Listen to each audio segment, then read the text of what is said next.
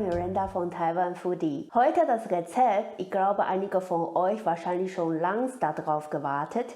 Das ist gebratene Nudeln. Das ist aber nach Taiwan-Art. Warum sage ich extra, das ist nach Taiwan-Art?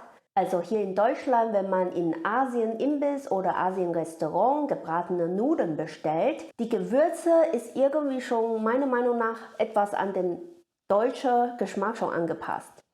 Und in Taiwan, wir essen auch gebratene Nudeln, sogar das ist ein bekanntes Streetfood bei uns. Dieser Geschmack und Gewürze ist aber ganz anderes. Und heute genau zeige ich euch, wie man diesen authentischen Geschmack aus dem Taiwan-Nachmarket macht. Die Zutaten, wir brauchen, ist erste asiatische Weizennudeln. Hier habe ich 200 Gramm Nudeln dabei. So 100 Gramm dieser Weizennudeln ist ungefähr für eine Portion. Und wenn ihr natürlich gerne noch mehr Nudeln dabei haben möchtet, dann einfach noch mal ein bisschen mehr verwendet. Das ist ja kein Problem. Ich würde sagen, in diesem Rezept bitte nicht diese Eiernudeln, was man in den normalen Supermarkt hier in Deutschland bekommt, diese asiatischen Nudeln. Das schmeckt doch etwas anderes. Bitte dann diese Weizennudeln aus dem Asien-Supermarkt finden und kaufen.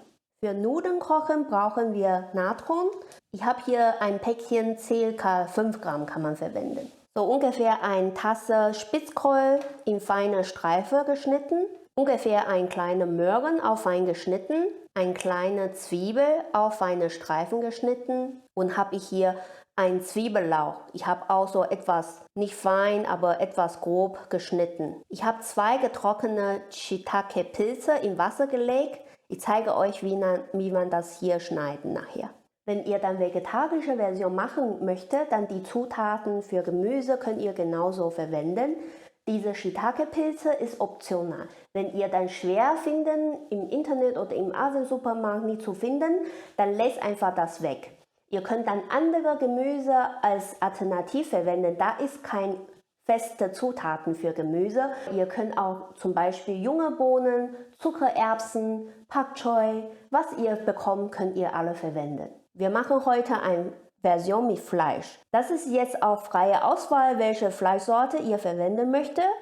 Hühnerbrust oder Nackenfleisch aus Schwein oder sogar Rindfleisch. Ich habe hier Bauch von Schwein verwendet. Für die Gewürze brauchen wir 1 Esslöffel Austersauce, 2 Esslöffel Dunkelessig aus Taiwan.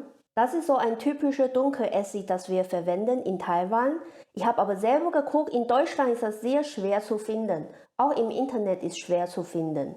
Deswegen könnt ihr auch normale Worcester-Sauce als Ersatz verwenden. Wir brauchen noch 2 Esslöffel geröstetes Sesamöl, dann halbe Tasse Wasser. Erster Schritt, lassen wir Fleisch erstmal fein schneiden. Und auch das schneide ich diese Pilze. Bei Schneiden, egal jetzt Fleisch oder nachher unsere getrockneten Shiitake-Pilze, wir brauchen nur eine Standard setzen. Ihr habt ja vorhin auch gesehen, diese Gemüsesorte, das ich gezeigt habe, die sind alle ziemlich ähnlich, länglich feine Streifen so geschnitten, weil unsere Nudeln ist auch so länglich und feine Streifen. Wir wollen da alle Zutaten genauso ähnliche Form schneiden, damit das nachher, wenn man mit dem Stäbchen so essen, das ist alles problemlos. Und jetzt für Fleisch schneide ich auch genauso dünn und feine Streifen. Erstmal halbieren und für Haut, das ist manchmal sehr schwer knusprig zu machen, deswegen schneide ich lieber weg. Und hier fangen wir an, so feine Streifen zu machen. So ungefähr so. So, hier ist dann 150 Gramm Bauchfleisch, habe ich dann fein geschnitten. Also ich habe hier etwas 1 Stunde voraus in kaltes Wasser reingelegt und jetzt ist dann komplett weich. Und man soll erstmal Wasser rauspressen. Wenn das gepresst ist, das Wasser ist raus, dann kann man hier diese Stange erstmal abschneiden und hier einfach so auch wieder dünne Streifen schneiden, wie andere Zutaten. Also diese Stange, wenn ihr möchtet, könnt ihr ausschneiden und verwenden, aber ich persönlich schmeiße das weg. Nur für Suppe, dann lasse ich diese Stange dran. Für gebratene Sachen, dann lasse ich eigentlich immer weg. Und das Wasser für Pilze, Das oft auch verwendet man für die Soße nachher, weil da gibt es Pilzegeschmack noch drin. Ich persönlich mag das nicht so gerne zu verwenden, weil da gibt es dann zu intensive Geschmack für Pilze. Und dann übertönt dann die ganze Soße Geschmack. Jetzt fangen wir an zum Kochen. Und erst kochen wir Nudeln. Ein großer Topf, einfach voller Wasser, also nicht bis zum 80% voll, etwas um die 70% von der Menge, weil nachher, wenn wir Natron hinzugeben, dann blubbert das einmal sehr kräftig und nicht, dass das überläuft. Deswegen 70% Wasser für den Topfvolumen und dann lassen wir erstmal richtig aufkochen. Okay, das Wasser kocht und jetzt lassen wir unsere Natron hier rein. Vorsicht, das blubbert etwas. Und jetzt können wir unsere Nudeln reintun.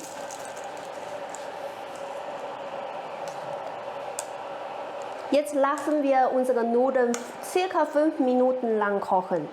Und Vorsicht, wenn das überkocht, dann vielleicht so ein Glas kaltes Wasser dabei und dann kann man schnell mal kaltes Wasser reingeben, damit das nicht überkocht. Und vielleicht ihr fragt, warum muss man hier Natron hier hinzufügen? Die Sache ist, in Taiwan diese gebratenen Nudeln, das ist oft aus einer speziellen Nudeln. Das war dieser Nudelteig schon von Anfang an mit etwas Natron oder ähnlich wie Natron so eine Pulver zusammen gerührt und gemacht. Und dieser Zweck ist halt, das verhindert dann diese Stärke von den Nudeln nach dem Kochen auszulösen. Dann kann man natürlich nachher beim Braten eine sehr knackig und elastische Nudeln haben, nicht diese schleimig und klebige gekochte Nudeln haben. 5 Minuten ist jetzt vorbei. Auf jeden Fall, bevor man Nudeln rausholen, erst mal so ein Stück kosten, ob das wirklich durch ist. Der Nudeln darf noch ein bisschen bissfest sein, aber in der Mitte darf keine weiße, ungekochte Teigpunkt so gezeigt. Und bevor wir unsere Nudeln rausholen, zur Seite dieses kaltes Wasser vorbereiten. Wir holen jetzt die Nudeln da rein.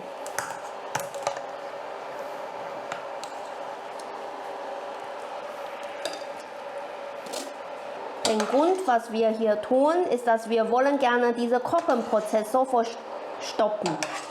Und wenn das abgekühlt ist, dann lassen wir wieder den Nudeln raus. Also dieses Mal richtig abtropfen lassen.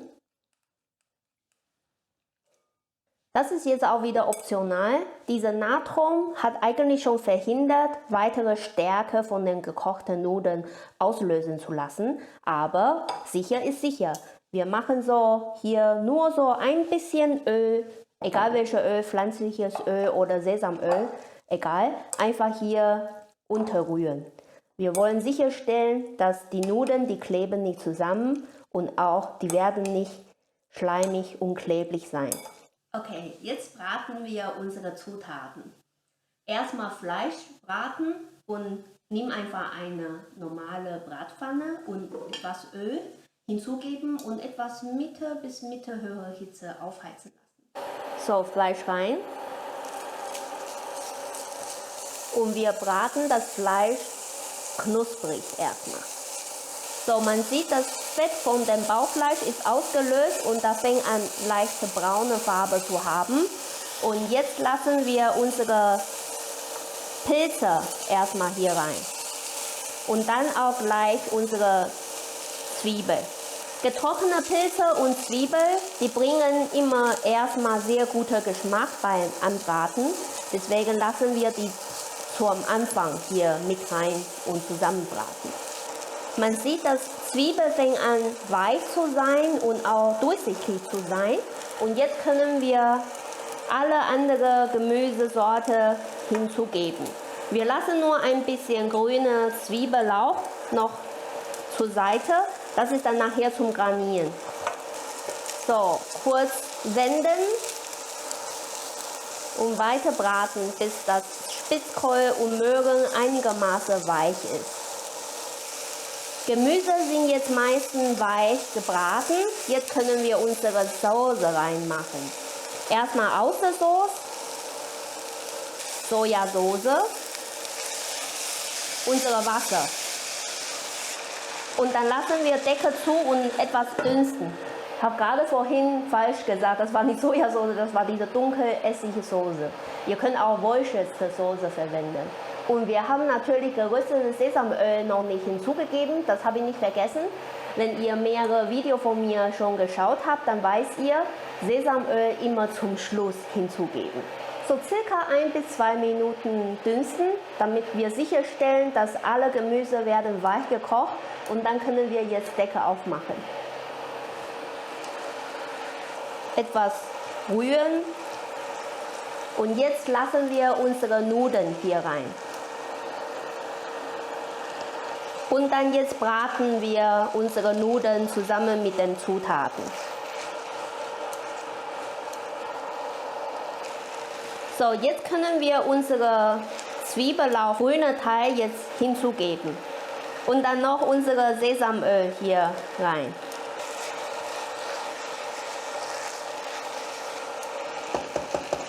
Jetzt ist fertig.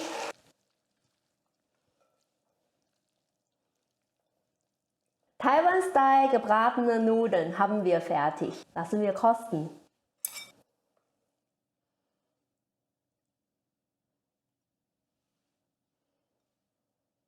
Natürlich, ein Beiß muss man mit allen Zutaten haben.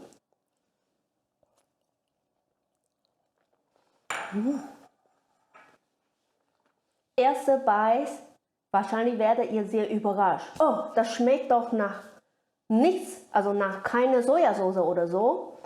Aber man kann ganz genau die alle Zutaten Geschmack wirklich im Mund alle haben und alle sind sehr harmonisch. In Taiwan, das ist wirklich sehr untypisch, wenn man große Menge Sojasauce beim Braten oder Stir-Fry oder Kochen irgendwie verwendet. Sojasauce ist genau wie Salz, ist nur zum Abschmecken. Man soll trotzdem Nudeln, Gemüse, Fleisch, dieser originale Geschmack noch in den Speisen zu schmecken. Und das ist auch warum ihr werdet wahrscheinlich überrascht, oh, so wenige Würze für so viele Portionen von Gemüse und Nudeln. Ja, probier mal das. Wenn das wirklich nicht ausreichen sollte, dann nur so ein bisschen Salz noch hinzugeben. Aber nicht zu viel Sojasauce hinzugeben, weil dann wird die ganze Soße wieder ein bisschen zu flüssig und dann schmeckt dann nicht mehr so gut. Ich hoffe, dass ihr probiert mal zu Hause und dann sagt mir mal Bescheid im Kommentar, ob das euch schmeckt. Ich freue mich immer auf euer Kommentar. Nicht vergessen Daumen hoch, um meinen Kanal zu abonnieren. Wir sehen uns beim nächsten Mal. Ciao!